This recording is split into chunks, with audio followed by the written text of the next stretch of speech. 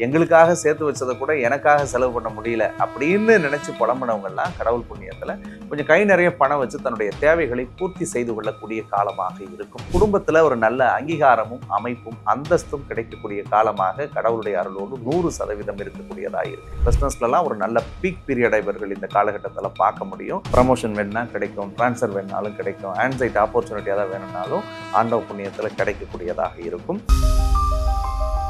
Retro ஆன்மீகம் நேயர்களுக்கு வணக்கம். நான் உங்கள் பிருந்தா சங்கர். இன்று நம்மோடு சிறப்பு விருந்தினராக இணைந்திருப்பது ஜோதிடர் யாமிற்கு பயமேன் அருண்குமார் அவர்கள். வணக்கம் சார். வணக்கம். இந்த தமிழ் புத்தாண்டு வருகிறது. இந்த தமிழ் புத்தாண்டு எந்த அளவுக்கு சிறப்பா இருக்கு, மக்களுக்கு எந்த அளவுக்கு நன்மை கொடுக்கக்கூடிய ஒரு வருடமா அமைந்திருக்கு அப்படின்னு எங்க நேயர்களுக்காக சொல்லுங்க சார். ஸோ ஒவ்வொரு வருஷம் புது வருஷம் பிறக்கும் போதுமே மனிதர்களாக இருக்கக்கூடிய நம்மகிட்ட ஏதாவது ஒரு எதிர்பார்ப்பு இருந்துக்கிட்டே தான் இருக்கும். அது சாமானியர் தொடங்கி வெகுஜன மக்களாக இருக்கக்கூடிய எல்லாருக்குமே இருக்கும். இந்த தமிழ் புத்தாண்டை பொறுத்த வரைக்கும் 3 முக்கியமான கிரகங்களுடைய பெயர்ச்சி நடக்க காத்திருக்கிறது. அதில் முதல் பெயர்ச்சியாக சித்திரை மாதத்திற்கு பிறகு வரக்கூடிய வைகாசி 13ஆம் தேதி குரு பகவான் கிட்டத்தட்ட ஒரு 12 வருஷத்துக்கு பிறகு கடகராசியில் உச்சமடைய போகிறார். அதற்கு பிறகு ஐப்பசி மாதம் 27ஆம் தேதி நவம்பர் 13, அதாவது கடைசி காலகட்டத்தில் இந்த வருஷத்தினுடைய இறுதி பகுதியில் பார்த்தோம்னா ராகுகேது பெயர்ச்சி நடக்குது. ஸோ இந்த 3 முக்கியமான கிரகங்களுடைய நகர்வு என்பது தமிழ் புத்தாண்டு காலகட்டத்தில் 12 ராசிக்காரர்களுக்கும் ஒரு மிகச்சிறந்த பலனை தரக்கூடிய அடிப்படையில் இருக்குது. குறிப்பாக குரு பகவான் சொல்லவே வேணாம். குரு எப்பொழுது நட்பு வீட்டில் இருந்தாலே ஒரு மிகப்பெரிய பலத்தை அள்ளி கொடுப்பாரு. இந்த வாட்டி அவர் 12 வருஷத்துக்கு பிறகு உச்ச வீட்டுக்கு வராரு. ஸோ அவர் நிற்கக்கூடிய இடம், அவர் பார்க்கக்கூடிய இடத்தை பொறுத்து 12 ராசிக்காரர்களுக்கும் பிரத்யேக பலன்களை இந்த வருடம் முழுக்க நிறைவாகவே செய்ய காத்திருக்காரு. கண்டிப்பா ரொம்பவே நல்லா இருக்கும் அப்படின்னு சொல்றாங்க. இன்னொரு விஷயம் சார், இந்த பராபர வருடம் அப்படின்னு சொல்றாங்க. அது இந்த பாவங்கள் கொடுக்கக்கூடிய ஒரு வருடம் அப்படின்ற மாதிரியான விஷயங்கள்லாம் ஸ்ப்ரெட் பண்றாங்களே, இது உண்மைதானா? அதோடைய உண்மையான அர்த்தம் என்ன சார்? பராபவ அப்படின்னா எல்லாத்தையுமே நிறைவாக அதிகமாக கொடுக்கக்கூடியது அப்படின்றது உண்மைதான். நீங்கள் சொன்ன டாக்கை நாங்கள் சமீபத்தில் ஒரு ஷோவில் நான் பண்ணும்போது கூட பேசிக்கிட்டு இருந்தோம். ஆக்சுவலி இந்த வருஷத்தினுடைய வெண்பாவை பொறுத்த வரைக்கும் ரொம்ப பெரிய சாதகமான வெண்பாலாம் இல்லை. இந்த வெண்பா எதிர்மறையாக தான் இருக்குது. கிட்டத்தட்ட பார்த்தோம்னா இந்த வருஷத்தினுடைய கடைசி காலகட்டம், அதாவது அந்த நவம்பர் டிசம்பர்லலாம் பெருமழை, பெரும் வெள்ளம், பெரும் புயல் பாதிப்பு, இந்த மாதிரியான விஷயங்கள்ல அதில் மென்ஷன் பண்ணியிருந்தாங்க. அதே மாதிரி இந்த தீயினால் விபத்து, இந்த உலக நாடுகளுக்குள்ள நடக்கக்கூடிய அந்த போர் பதட்டம், இந்த சூழல்கள் எதுவுமே தனியக்கூடிய அடிப்படையில் அந்த வெண்பால் எதையுமே குறிப்பிடலை. அது இன்னும் அக்ரஸிவாக தான் மாறக்கூடிய அடிப்படையில் தான் மென்ஷன் பண்ணி இருந்தது. அதை தாண்டி இருக்கக்கூடிய அந்த 4 வகை மனிதர்கள் அல்லது 4 வகையாக இருக்கக்கூடிய அந்த உயிரினங்கள்னு சொல்லி பிரித்து பார்த்தா கூட அவங்களுக்குமே பெரிய அளவில் ஒரு சாதக பலன்களை அந்த வெண்பாலை குறிப்பிடலை அப்படின்றதுனால மக்களாகி நீங்கள் யாரும் பெருசாக பயப்படணுன்ற அவசியம் கிடையாது. அதுக்கு முக்கிய காரணம் என்னென்னா, இந்த வருஷத்தினுடைய ராஜாவாக குரு பகவான் வருகிறார். இந்த ராஜாவாக குரு வரும் பொழுது அந்த குரு இந்த வருஷம் முழுக்க உச்சமாக இருக்கும் பொழுது உங்களுக்கு எதுக்கு பயம்? தேவையே இல்லைல்ல. மழையே வந்தாலும் உங்கள் கையில் ஒரு கொடை இருக்கும் பட்சத்தில் நீங்கள் மழையில் நனையாமல் தற்காத்து கொள்ள முடியும். அந்த மாதிரி இந்த வருடத்தினுடைய வெண்பா உங்களுக்கு எதிர்மறையாக இருந்தாலும் இந்த வருடத்தினுடைய ராஜாவாக குரு பகவான் வருவதால் நிச்சயமாக ஒரு மிகப்பெரிய நல்ல பலன்களை செய்வார். ஒவ்வொரு ராசியா பார்த்துடலாம் பலன்கள். சார், கும்பராசிக்காரர்களுக்கு இந்த தமிழ் புத்தாண்டு எந்த அளவுக்கு சிறப்பான பலன்களை கொடுக்குறதுக்கு? கும்பராசிக்காரர்களை பொறுத்த வரைக்கும் வருஷ தொடக்கத்திலே அவர்களுக்கு ஜென்மசனி விலகி இருக்கிறது ஒரு மிகச்சிறந்த நல்ல பலன்களை தரக்கூடிய காலம். ஏன்னா ஜென்மசனி ஆரம்பிச்சதுல இருந்து கிட்டத்தட்ட லாஸ்ட் ஒரு 2.5 வருஷம் கும்பராசிக்கு நிறைய சவால்கள் தான் இருந்தது. ஒன்று மன ரீதியாக போராடி இருப்பாங்க, இல்லைன்னா உடல் ரீதியாக போராடி இருப்பாங்க. நிறைய பேருக்கு மனப்பதட்டம், மன அழுத்தம், மன சஞ்சலம், மரண பயமே இருந்துட்டு இருந்ததுன்றதை மறுக்க முடியாது. பட் லாஸ்ட் ஒரு 3 வருஷத்தினுடைய அழுத்தத்திற்கு ஒரு மிகப்பெரிய தெளிவை தரக்கூடிய வருடமாக இந்த வருடம் நிச்சயமாக இருக்கும். வருஷ தொடக்கத்தில் 5ல் குரு பகவான் ரொம்பவே அற்புதமான இடத்துல இருக்காரு. பஞ்சமஸ்தானத்தில் குரு பகவான் சஞ்சரிக்கக்கூடியது குலதெய்வ அனுகூலத்தையும் தெய்வ வழிபாட்டினால் மிகப்பெரிய பிராப்தத்தையும் பெறக்கூடிய ஒரு அற்புதமான வருடம் இந்த வருடம். நிறைய மனத்தடுமாற்றங்கள் இந்த வருஷத்துல இருக்கும். கும்பராசிக்காரர்களை பொறுத்த வரைக்கும் நவம்பர் மாதம் வரைக்கும், அதாவது ஐப்பசி 27ஆம் தேதி வரைக்கும் எடுக்கக்கூடிய முடிவுகளில் கொஞ்சம் கவனமாக இருக்கணும். ஏன்னா ராசியிலே ராகு இருக்கு. எண்ணங்கள் ரொம்ப பெருசாக இருக்கும், சிந்தனைகளை ரொம்ப பெருசாக வச்சுருப்பாங்க, தன்னுடைய லட்சியங்களை ரொம்ப பெருசாக வச்சுருப்பாங்க. ஸோ அதில் எந்த விதமான தப்பும் கிடையாது. அதற்கு சின்ன சின்ன விஷயங்களில் தடைகள் ஏற்பட்டால் அந்த தடைகளை ஏற்றுக்கிற மனப்பக்குவம் கும்பராசிக்கு உருவாகணுன்றது என்னுடைய ஒரு அன்பு வேண்டுகோள். மே 26ஆம் தேதிக்கு பிறகு 6வது இடத்துல குரு கும்பராசிக்கு மறைகிறார். 6ல் குரு மறைஞ்சாலும் கவலைப்பட வேணாம். ஏன்னா கும்பராசிக்கு 2ஆம் அதிபதியும் அற்புதமான 11ஆம் அதிபதியும் குரு பகவான் தான்.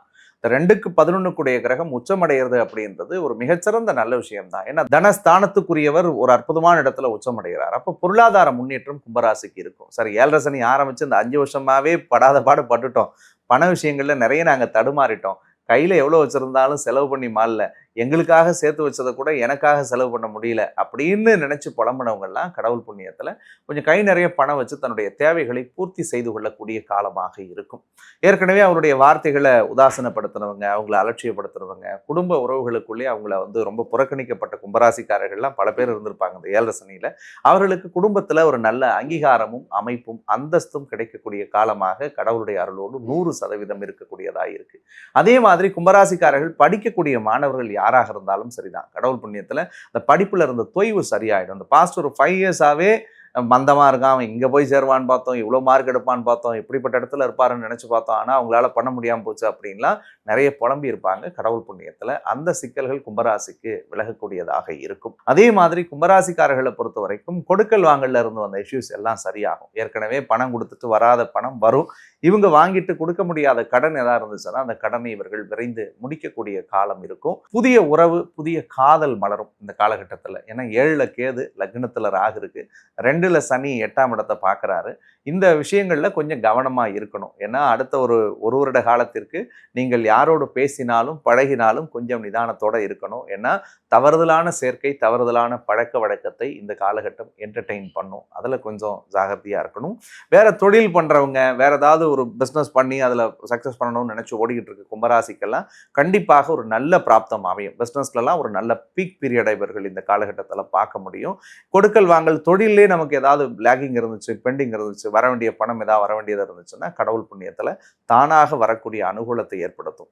ஏன்னா லாபஸ்தானத்தையும் குரு பார்க்கிறாரு. நிகர லாபம் பார்ப்பாங்க. முன்னாடி போட்டுட்டு மூலதனம் கிடைச்சா போதுன்னு ஓடினவங்கலாம் இன்னைக்கு கை நிறைய லாபம் பார்த்து கொண்டு போகக்கூடிய அனுகூல பிராப்தம் உண்டு. அதே மாதிரி கும்பராசிக்காரர்களுக்கு 10ஆம் இடத்தை குரு பகவான் உச்சம் அடைந்து பார்க்க போறார் வைகாசி மாசத்துக்கு பிறகு. 10ல குரு பார்த்தா கண்டிப்பா வேலையில தொழில இருந்த சிக்கல்கள் சரியாகும். ஒரு புதிய பட்டம், புதிய பதவி, புதிய பொறுப்பு, புதிய புகழ் அவங்களுக்கு கிடைக்கும். ப்ரமோஷன் வேணும்னா கிடைக்கும், டிரான்ஸ்ஃபர் வேணுனாலும் கிடைக்கும், ஆன்சைட் ஆப்பர்ச்சுனிட்டி ஏதாவது வேணும்னாலும் ஆண்டவ புண்ணியத்துல கிடைக்கக்கூடியதாக இருக்கும். 12ஆம் இடத்தை குரு பார்க்கிறார். நிறைய பயணம் பண்ணுவாங்க. வெளிநாடு கனவுகள் பல பேருக்கு நனவாகும். இந்த காலகட்டத்தில் தூரதேச பிரயாணம் பண்ணணும் சார், இம்போர்ட் எக்ஸ்போர்ட் ரிலேட்டடான பிஸ்னஸ் பண்ணணும்னு நினைச்சிட்டு இருந்தவங்களுடைய கனவுகள்லாம் பலிதமாக கூடியதாக இருக்கும். அதே மாதிரி தெய்வ வழிபாட்டால் சாதிக்கக்கூடிய காலம். 12ஆம் அதிபதியை எப்பவுமே குரு பார்த்தாங்கன்னா அவங்க நினைக்கிறதெல்லாம் நடக்கும். தனக்குள்ளே ஒரு இன்ட்யூஷன் அவங்களுக்குள்ள உருவாகும். அவர்கள் நினைத்த காரியங்களை செயல்படுத்தி வெற்றியை நாட்டக்கூடிய ஒரு வருடமாக இருக்கும் இந்த வருஷம் அப்படின்றதுல மாற்று கருத்து கிடையாது. இவர்களுக்கு வேற எந்த பிரச்சனைகளை இவர்கள் கவனமா இருக்கும்? முக்கியமாக கவனமாக இருக்க வேண்டியது, ராசியில் ராகு இருக்கிறதுனால டெப்ரெஷன், ஸ்ட்ரெஸ், ஆன்சைட்டி வரும். அதை மறுக்க முடியாது. இவங்களுடைய ஜாதகப்படி மனப்பதட்டம், மன அழுத்தம், மனநோய்க்கு ஆட்படுவார்கள். அதுதான் அதீத அன்பு, பாசம், காதலை யார் மேலேயும் வைக்காதீங்க. அதை அன்போட சொல்கிறேன். அப்படி வச்சா இந்த பீரியட் உங்களுக்கு பெரிய வழியை தரக்கூடியதாக இருக்கும். அது நம்பிக்கையும் அதிகமாக வைக்கக்கூடாது. இது தப்பான விஷயத்துக்கு மட்டும் கிடையாது. தொழிலோ, வேலையோ, பிஸ்னஸோ, கரியரோ, ஜாபோ, வாட் எவர் இட் இஸ், அது எங்கே நீங்கள் செயல்பட்டாலும் சரிதான், அதீதமான ஒரு பாயிண்ட்ல நம்பிக்கைன்றதை ரொம்ப ஸ்ட்ராங்காக வச்சிங்கன்னா நவம்பர் 13ஆம் தேதி வரைக்கும் கொஞ்சம் கவனமாக இருக்கணும். அது வரைக்கும் கொஞ்சம் டஃப் டைம் தான். அதே மாதிரி வாக்குஸ்தானத்தில் சனி வந்திருக்காரு. 7.5 சனி இன்னும் முடியல, அதை ஞாபகத்தில் வச்சுக்கணும். வாக்குல சனி வர்றதுனால பேசுகிற வார்த்தைகளில் கவனம். நேற்றுக்கு நல்லா பேசுனவங்களே இன்னைக்கு எதிரியாக மாறுவாங்க. கம்யூனிகேஷன் விஷயங்களில் கவனம். யாரோட நீங்கள் கன்வே பண்ணுறீங்க, யார்கிட்ட பேசுகிறீங்க, எதை பேசுகிறீங்கன்னு பாருங்கள். நம்பி தயவு செஞ்சு பேசிடாதீங்க. நீங்கள் நல்லதை பேசினாலும் ரெக்கார்டு பண்ணி வச்சு உங்களையே தப்பாக பேச வைப்பாங்க. உலகம் அப்படிதான். நீங்கள் நேற்று நம்பினவங்கள இன்னைக்கு அவர்களே உங்களிடத்தில் வார்த்தையை வாங்கி கொண்டு நீங்கள் சொல்லாத வார்த்தையெல்லாம் சொன்னீங்கன்னு சொல்லி உங்களுக்கு உரியவர்கள் நம்பிக்கையானவர்கள்ட்டே போட்டு கொடுத்து உங்களுக்கு கெட்ட பேர் வரும். தயவு செஞ்சு கொஞ்சம் ஜாகிரதையா இருங்க. இது என்னதான் நல்ல விஷயங்கள் ஜோதிடத்தை பொறுத்த வரைக்கும் நான் சொல்லி நடக்கணுன்றது இல்லை, அது தானாக நடக்கும். கெட்ட விஷயங்கள் ஜோதிட ரீதியாக அந்த மாதிரியான விஷயங்கள் இருக்கும்போது இந்த ஒரு சில விஷயங்களை நம்ம தவிர்த்துட்டாலே மற்ற எல்லாமும் கடவுள் புண்ணியத்தால் நமக்கு கிடைச்சிருன்றது என்னுடைய ஒரு அன்பு வேண்டுகோள். புரிஞ்சுப்பீங்கன்னு நம்புகிறேன். கொஞ்சம் பார்த்துருங்க. காதலிப்பவர்கள், தேவையில்லாத ரிலேஷன்ஷிப்பில் இருக்கிறவங்க, நீங்கள்லாம் கொஞ்சம் கவனமாக இருக்கிறது ரொம்பவே நல்லது. இவர்களுக்கு இருக்கக்கூடிய இடர்பாடுகளை இவர்கள் தடுப்பதற்கு எந்த தெய்வத்தை வழிபட்டால் சிறப்பா இருக்கும்? ராசியிலே ராகு இருக்கிறதுனால சந்திர கிரகண தோஷம் அவர்களுக்கு வருடத்தினுடைய தொடக்கத்திலே இருக்கு. அந்த கிரகண தோஷம் இருக்கிறதுனால சந்திர பகவானுடைய வழிபாடு அவர்களுக்கு மிகச்சிறந்த பலனை தரக்கூடியதாக இருக்கும். நேரம் இருந்துச்சுன்னா திருவக்கரை பக்கத்தில் இருக்கக்கூடிய சந்திர மௌலீஸ்வரர் திருக்கோவிலுக்கு இவர்கள் சென்று வழிபடுவது ரொம்ப நல்லது. அப்படி அந்த கோயில் போக முடியல சார் அப்படின்னா சிவன் கோயில், எந்த கோவில் இருந்தாலும் சரிதான், அந்த கோவிலில் திங்கள் திங்கட்கிழமை அன்னைக்கு போயிட்டு, அவங்களுக்கு அற்புதமான திங்கட்கிழமை சந்திரனுக்குரிய நாள், அந்த நாளில் போயிட்டு ஒரு பஞ்ச தீபம் 5 அகல் விளக்குகளை ஏற்றி வச்சுட்டு அந்த சிவபெருமானுடைய கோவிலை ஒரு 3 முறை வலதுபுறம் 3 முறை இடதுபுறமாக ஒரு பிரதட்சணை மாதிரி, அடி பிரதட்சணை மாதிரி நடந்து வந்தாலே போதும்.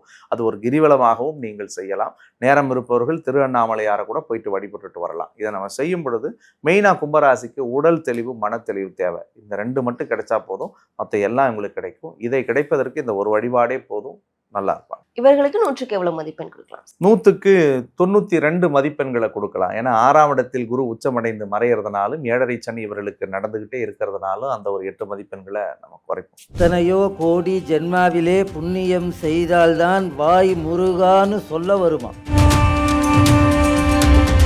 சிவன், பிரம்மா, மகாவிஷ்ணு, அம்மன், பெருமாள், விநாயகர் நிறைய சொல்றீங்கல்ல. ஆனா இவங்க எல்லாருமே என்ன சொல்லுவோம்? இந்து கடவுள்னு சொல்லுவோம். ஆனா ஒரே ஒரு கடவுளை மட்டும்தான் தமிழ் கடவுள்னு சொல்றோம். இதுலயே தெரிஞ்சுக்கலாம் முருகருடைய சிறப்பு என்னன்னு.